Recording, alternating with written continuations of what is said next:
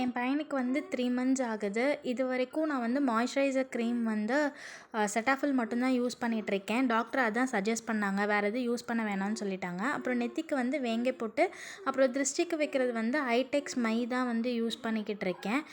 Talcum powder எதுக்கு use பண்ணுறேன்னா, அந்த மை மட்டும் வேறு எங்கேயும் இழுப்பிடக்கூடாது அப்படிங்கிறதுக்காக தான் யூஸ் பண்ணுறேன். மற்றபடி உடம்புல வேறு எந்த இடத்துலையுமே நான் வந்து என் பையனுக்கு பவுடருங்கிறது யூஸ் பண்ணுறதே கிடையாது. குழந்த தலை குளித்ததுக்கப்புறம் தலைக்கு வந்து பவுடர் போடணும், இல்லாட்டினா வந்து ஜலதோஷம் பிடிச்சிக்கும் அப்படின்னாங்க. ஆனால் இது வரைக்கும் என் பையனுக்கு வந்து கோல்டுங்கிறது ஒன்றும் பிடிச்சதே கிடையாது.